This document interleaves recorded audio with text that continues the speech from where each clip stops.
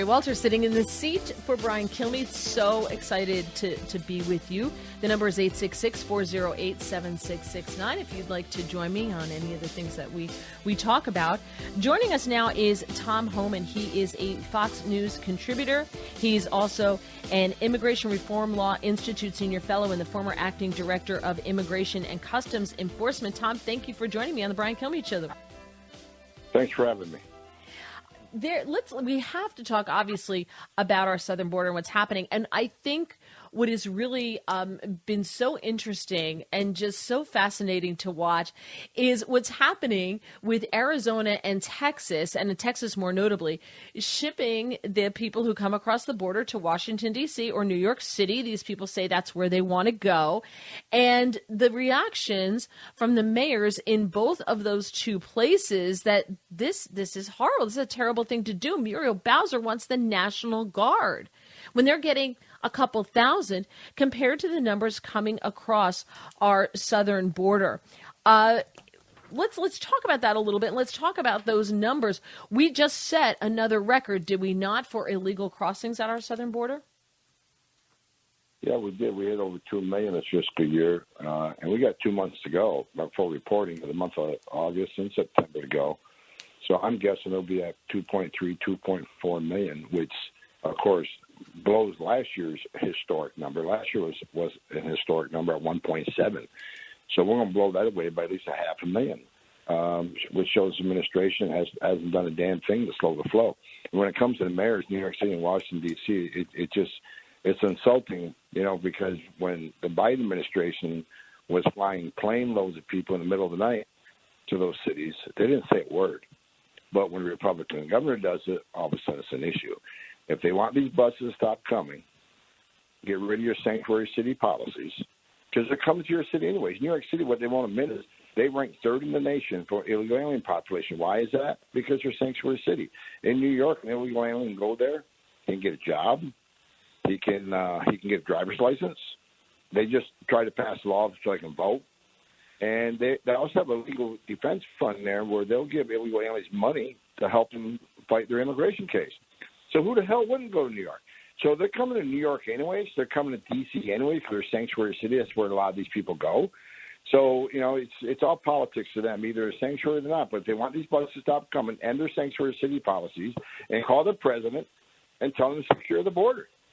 We're averaging, if you're looking at your numbers, 1.7 last year, 2.3 this year, you're looking at 4 million people coming into this country in the span of 2 years of the Biden presidency. If we keep this up, you're talking about 8 million people in 4 years. How can we sustain this? And what's it going to look like in 4 years? What does this do to us economically? Well, people need to understand, first of all, it'll be very hard to remove these people. They're not going anywhere.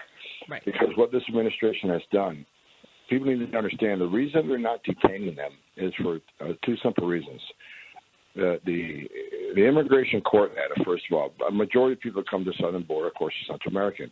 The immigration court data clearly shows that nearly 9 out of 10 Central Americans who claim asylum at the border never get relief from U.S. courts because they either don't show up in court or they don't qualify. So what happens to that 9 out of 10 that lose their case? Well, according to the Homeland Security Life Cycle Report, the Secretary's very own report over the last decade, it shows if you get the order removal and you're not in detention, you're not being detained. If you're a child, you actually leave 3% of the time. If you're a family unit, you leave 6% of the time. If you're a single adult, you only leave 18% of the time. The Secretary has the same data. I'm just reading out to you. So and the report also says if you're detained and you get a final order removal, you're removed 99% of the time. That is the reason they're not detaining them, because they know most will lose their case. So they're going to prevent them from being removed by two things, not detaining them, and they've already decapitated ICE. The Secretary said being in the country illegally on its own is not enough for ICE to make an arrest. So this administration has made sure not only open the borders, but make sure they'll never leave. So what's that going to do to this country? It's already happening. Schools are being overcrowded. These children don't speak English. It slows the whole instruction of the schools down, so it's going to hurt U.S. citizen children. Trauma centers are overburdened. They're going bankrupt because, again, by law, they got to treat people who have no insurance. So, a large influx of illegal immigrants in one area is going to hurt the trauma centers, overcrowd the social services system. That's why New York's crying. They're already overburdening New York City social service system, and it's going to drive wages down in an economy that's already terrible. Let me give you an example of that. I just had a roof put on my house. True story. I just had a roof put on my house a little over a year ago. I had to call 5 different companies before I found a company that would guarantee me a legal workforce. One company showed up as a father and a son. They used to employ 20 U.S. citizen workers. He had to lay off 20 U.S. citizen workers because he couldn't compete with all these other companies that are hiring illegal aliens. And he couldn't compete with them because they're paying them, half what he was paying U.S. citizens getting the rough. So 20 U.S. citizens get laid off. This happens thousands of times across the country. So it's going to help. It's going to hurt wages. It's going to hurt U.S. workers. So there's a lot of negative to this open border crisis. Okay, so my question from there is why? How does this benefit Democrats? What's the game plan here? Because they play the long game. I give them a lot of credit for that. They play the long game. Where are they winning with this strategy down the road? They truly believe that they're going to reap political benefits from open borders. And there's a couple ways they do that. First of all, when President Biden signed over 90 executive orders getting rid of all Trump's border policies, which I helped create, he also overturned the Trump census rule, which means these millions of people will be counted in the next census, mostly in sanctuary cities. And what does that do? That's going to result in more seats in the House for Democrats. They know that. That's why you overturn Trump. Why else would you overturn the census rule? They want these people counted because it's going to equal Democrat seats in the House. And they also think they're future Democratic voters. That's why they're pushing for amnesty. They want to push for amnesty and later on for U.S. citizenship. And people say, Homan, that's a replacement theory. Call it what you want. There's no other reason to open the border because there's no downside in a secure border. For instance, they want to say right now what they're doing is humane, more humane than President Trump. Really? Because since Joe Biden became president, there's been over 1,200 migrant deaths on U.S. soil. That has never happened in the history of this nation. 12 as of the other day, 1,217 migrants have died on U.S. soil. Well, you haven't heard a damn word about it. We got over 100,000 Americans dying from opioid overdoses. DEA says 95% of the fentanyl is coming across the southwest border because the border is wide open, because 70% of border agents aren't on the line. They're in facilities processing this humanitarian crisis. So don't tell me these policies are more humane. They're killing Americans. They're killing migrants. Under the Trump administration, when illegal immigration was at a 40-year low, how many women didn't get sexually assaulted by the cartels?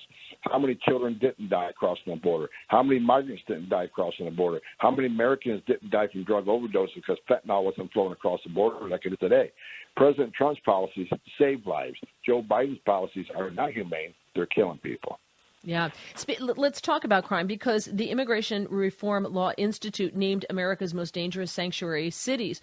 Number one being New York. And then you have L.A., Chicago, Philadelphia, San Francisco, Minneapolis, Seattle, Wake County, North Carolina, Middlesex County, New Jersey, and Portland, Oregon. I noticed D.C. is not on this list, which I thought was interesting. What are the metrics that determine a dangerous city? How many criminal aliens how many detainers are refused when ICE issues detainers? How many criminal aliens are arrested and released back in the community? It's lack of work with the federal government, with ICE. And in Washington, D.C., if you were to expand that up to 15, you'd see Washington, D.C. in there. And look, sanctuary city, I want to be clear on this, and sanctuary cities are sanctuary for criminals only. You get law enforcement professionals saying, we're a sanctuary city, so we want victims and witnesses of crime to come forward to police, not worry because we're working with ICE. That is such a lie, because ICE doesn't want to talk to the victim or witness. They want to talk to the guy that they locked up and put in a jail cell. ICE only wants access to a jail where the local law enforcement made the decision to lock somebody up because of a public safety threat. That's who ICE wants to talk to. And I would argue they say they're protecting witnesses and victims of crime. No, you're not, because when you release them rather than turning them over to ICE, they're going to go back to the very same community in which they live, an immigrant community, and reoffend. That is based on that's real data. So do you think the victim and witness of the crime want the bad guy released back in the community? Of course they don't. So you're not protecting victims and witnesses. What Sanctuary City does is put the immigrant community at greater risk of crime because they're going to release that subject back in the community. Number two, it puts them at greater risk of ICE arrest because if ICE can't arrest the bad guy in the jail, they're going to go to the community and find him. And they may find others with them that weren't even on their radar that now need to be arrested. And it puts ICE officers at great danger. Rather than arrest that bad guy in the jail where you know he doesn't have weapons, now ICE has to go find him on his turf. We have access who knows what. Yeah. And finally, I'll say this. I dare any politician in Sanctuary City to go to the immigrant community and ask them one simple question. Would you rather have ICE operating in your jail or in your community? They're going to say in the jail because, look, immigrant communities, even though some are here illegally and they commit a crime doing that, most of them are law-abiding after they get here, so they don't want pedophiles in their neighborhood either. They don't want anybody convicted of DUI 5 times in their neighborhood either. They don't want these criminals in their neighborhood. So when these politicians say they're protecting the immigrant community, they're lying. Yeah, they're very racist policies, and that's something I've always said because of the communities that these people go to is where people speak their language, where they maybe even know people, so it's more familiar to them than another area. And also the nicer areas don't want them. They want them out of sight, out of mind. They don't want them in their neighborhoods. It's the not in my backyard attitude of what happens here. You had said, and I only have like 2 minutes here, but you had said that the long game for the Democrats is because they think they're going to get these people to vote for them. But we are proving right now, and we're seeing right now that the Hispanic community doesn't share the same values as the Democrat Party. And you're seeing them move away from the Democrat Party towards the Republican Party. So do they not see that, or do they just think it's an anomaly? Because it seems to me as if that game isn't going to work for them. No, I think between you and me, what you just said, I think they miscalculated this whole thing. I think it's going to hurt them in the long run. At least I hope it does. There's no other reason for that border up. Like I said, the census itself will increase House seats for the Dems. That's right. Not going to change. Regarding, I don't care what the opinion is on a migrant, what he intends to do in the future, he's still going to be counted as a census. That's already enough damage as it is. I think this border issue is going to be a huge issue for the midterms. I think a majority of Americans believe there's an invasion on our southern border, and they're exactly right. This is just not an immigration issue anymore. It's a public safety crisis, it's a public health crisis, and it's a national security crisis. Border Patrol's arrested 66 people in the FBI screening database. They've arrested 66. We got 900,000 gotaways since Joe Biden became president. How many of them are known suspected terrorists that got into this country? This ought to scare every American. It scares me, and I've been doing this for 35 years.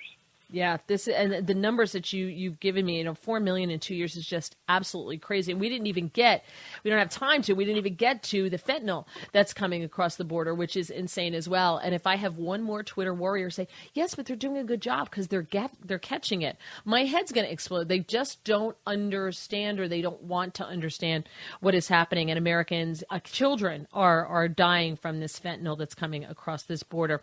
Well, Tom Homan, thank you for tirelessly continuing to hammer this. You did a great job when you were with the Trump administration, and this is something that I can't imagine what it's like to see your life work just be overturned and just exploited in this way. I think it's terrible, but thank you so much. Let's put it this way. 2024, if the right guy comes back, I'm coming back, and we'll fix it. All right. I look forward to speaking to you then again about that. Look forward to talking to you again in a couple of years then on that. Thank you so much, Tom Homan.